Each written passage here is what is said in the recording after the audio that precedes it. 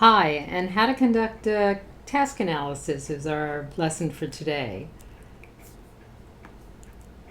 What we want to be able to do at a task analysis is essentially look at our tool or product and think like a user. This allows us to identify specific skills the user needs or might have to encounter and successfully negotiate. And once we're able to do a task analysis, this allows us to design or redesign the elements in our tool to be better suited for our user. Ideally, this is done early and often, but a task analysis can also be done once you have your tool designed, as long as you're open for some revisions.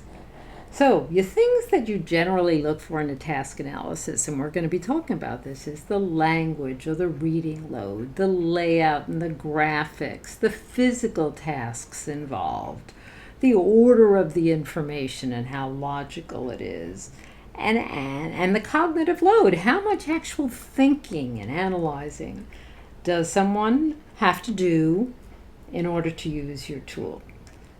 Now, a task analysis is important and so good to do because in the whole approach to user-centered design, it is the time when you're really looking at your tool or product before you actually test it with real live users and say, okay, let me put my user hat on here and let me see what the user has to do. Is my tool ready for prime time?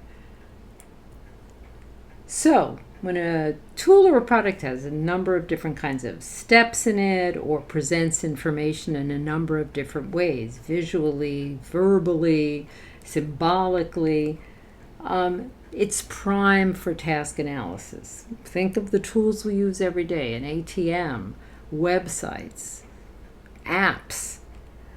These are tools where the designers have done intensive task analysis, to really say, what would the user have to do to use this? For example, if you're a web designer, task analysis routinely is, how easy is it to view my website, say my landing page? How appropriate and interesting and engaging are the visuals? Is there a logic to my page, or does somebody's eye go all around and not know where they are? Is it easy to tell at any given time how I go to another page, or if I'm at another page, where am I at in a website? The colors, the language.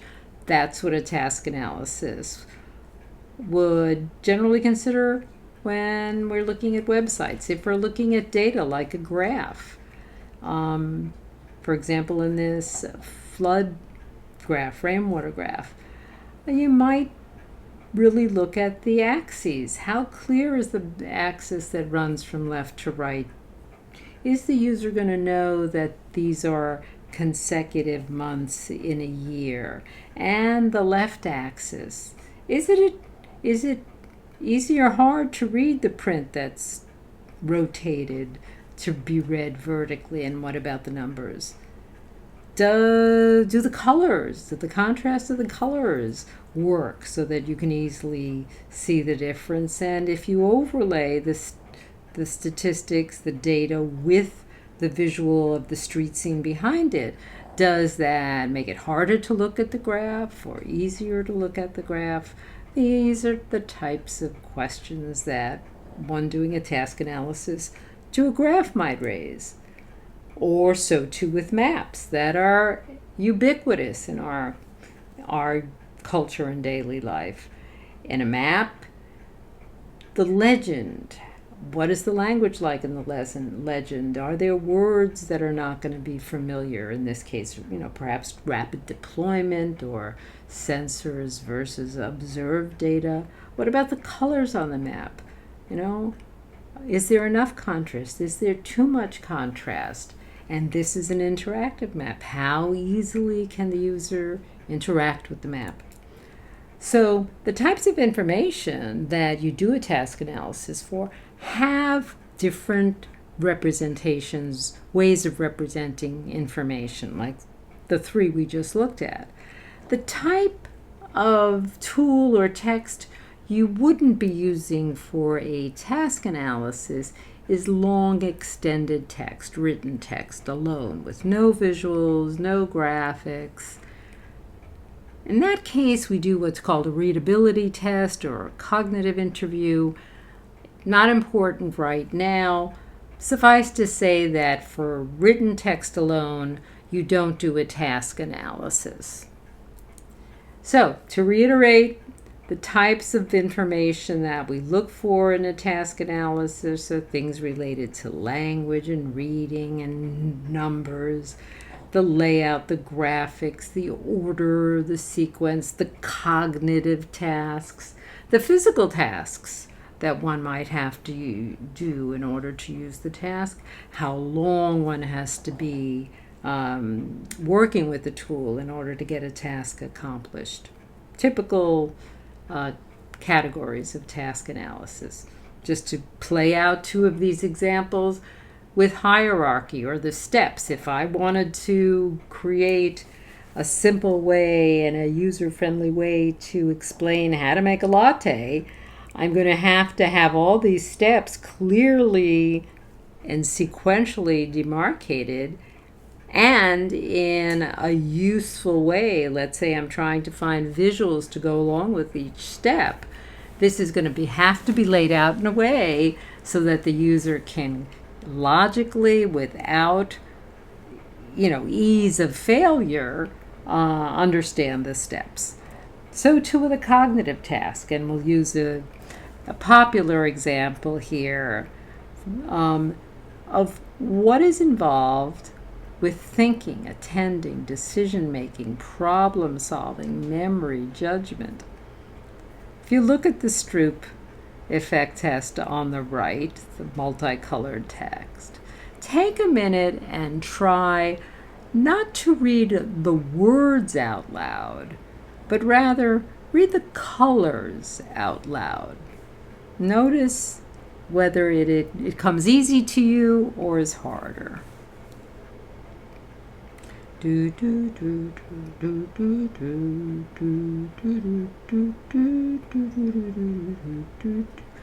What you probably noticed here is that it takes a little more time to attend to reading the color rather than the word itself. So its cognitive task, its cognitive load, is a little more complicated than initially meets the eye.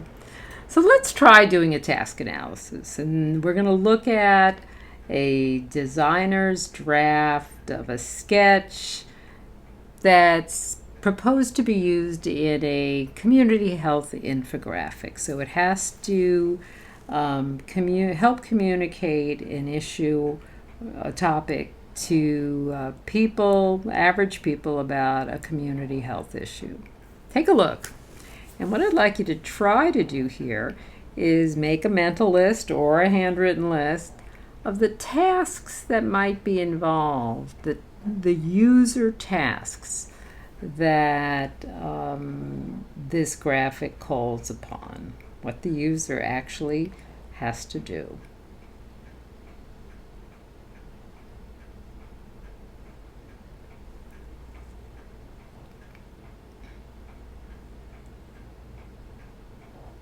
Okay, we're going to take a look here now. And here are just some of them, of these tasks. Well, certainly you've got to be able to read in the title and the header SNAP benefits and know what that means, households receiving SNAP benefits.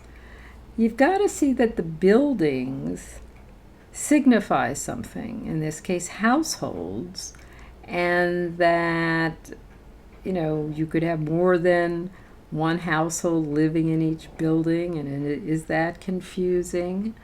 There are two buildings that are colored. What might that mean? Does the color signify something? And then needing to accurately read the 41%, the numerical symbol. And this statement that 41% of the households receiving SNAP benefits are in the Bronx. So again, combination of visual, verbal, numerical information.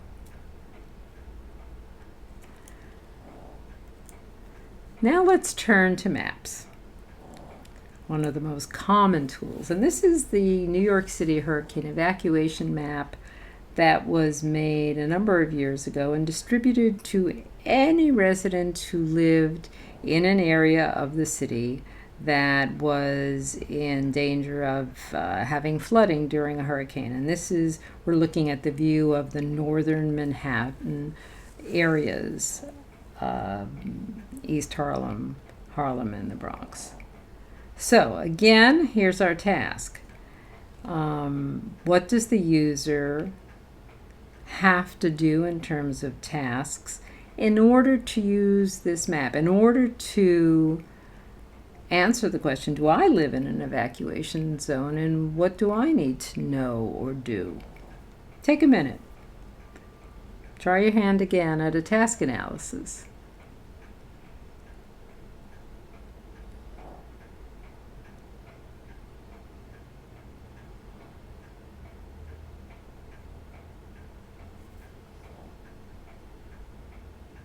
Here we go again. Here are some tasks. Certainly you have to determine what this map can tell me. And so you do have a title here, Manhattan Hurricane Evacuation Zones. But you don't know, gee, is that really clear? How does that stack up relative to a title such as, do you live in a hurricane evacuation zone? Which might be a more engaging title and let the reader know what this map is going to be about. You have to also, as a user, attend to some things and then not attend as much to irrelevant information or less relevant information. In other words, down in the lower corner, you shouldn't spend too much time looking at where Hunter College is, for instance, especially if you live all the way up in northern Manhattan. You have to locate where you live in order to work with this map. Then you've got to go to the legend, identify what color your area is, and then interpret not only the colors, but the ABCs.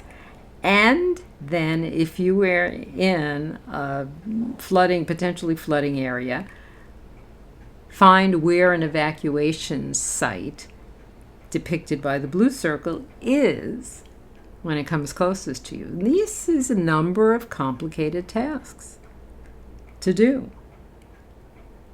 All right, let's try one more. Let's try an older USGS map. Same types of questions. What would your task analysis be focusing on? Let's take a minute.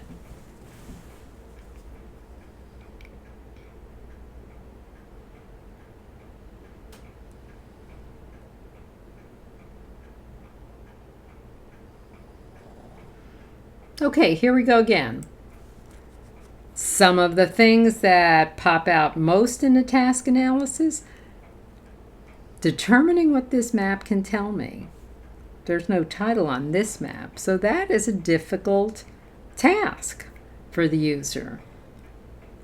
They have to locate a relevant area on the map, perhaps the region they live in. They then once again have to go to the legend and work with the legend, interpreting it, decoding it. You have both here numbers, you have colors, you have percentage G. And the load, okay, if you're not a scientist and don't know scientific terms like percentage G, makes this a difficult or a high barrier task. I'm sure you got all that right. So, just to sum things up here, remind ourselves the goal of a task analysis is to allow you to identify problem areas and good areas that you want to make sure, good elements that you want to keep. And doing a task analysis most often can save you time and money because it contributes to producing a tool that is much more user friendly.